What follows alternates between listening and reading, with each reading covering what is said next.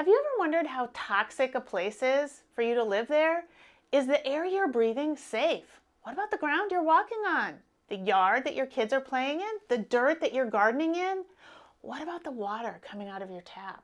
Or the water that you might go swimming in? Is any of that safe? The chemicals that we as humans seem to be so good at creating in order to build this world in which we live have consequences. Chemicals, chemicals, chemicals, to the point of creating a toxic stew. So the question is, are we brewing in it here in Iowa?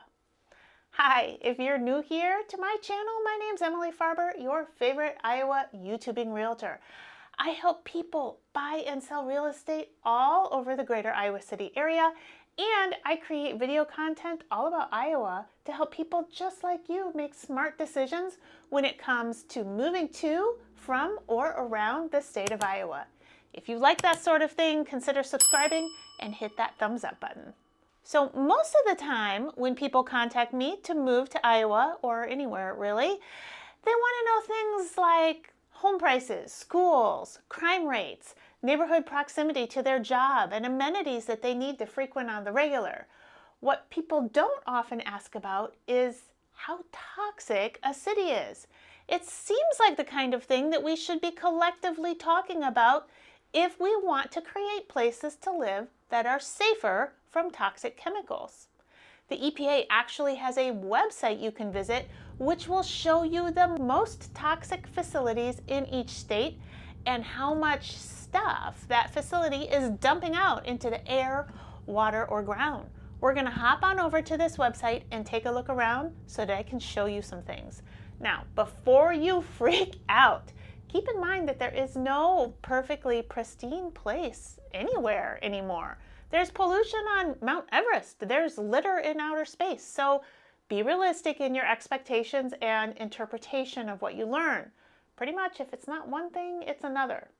Okay, so on the EPA website, which I have linked down below in the description, you can use their TRI Toxics Tracker to look at specific addresses, a state, county, or a metro as a whole.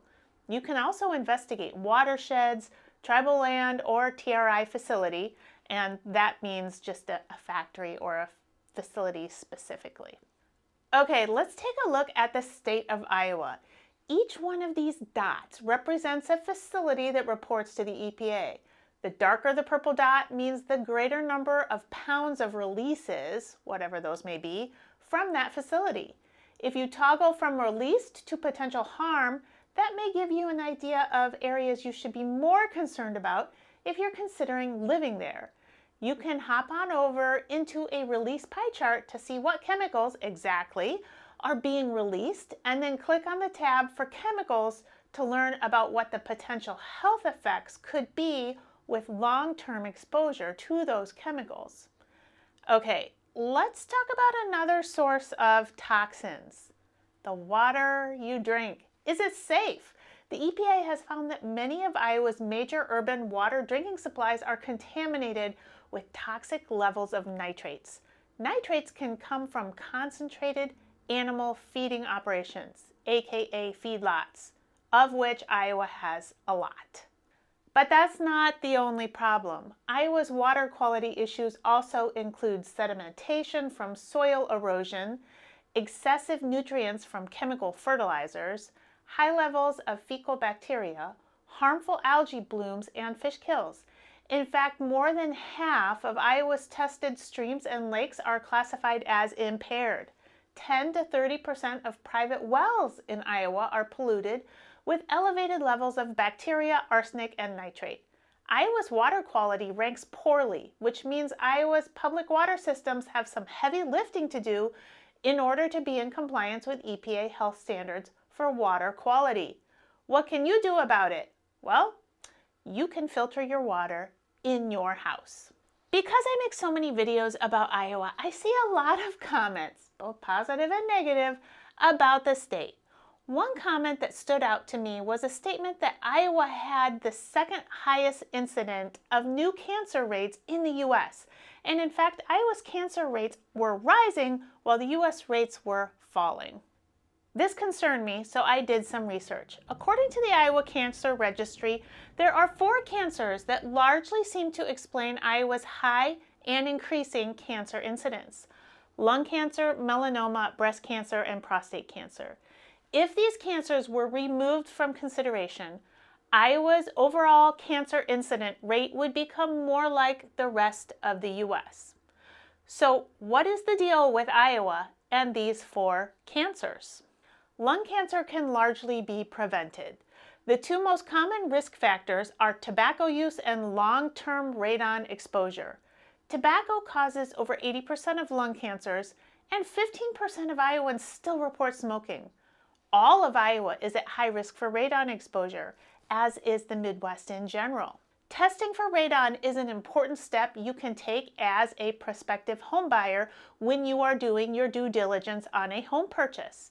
If the radon level inside the property comes back above the EPA recommended standard, you can have a radon mitigation system installed to bring the overall radon level down to a safer level within the property.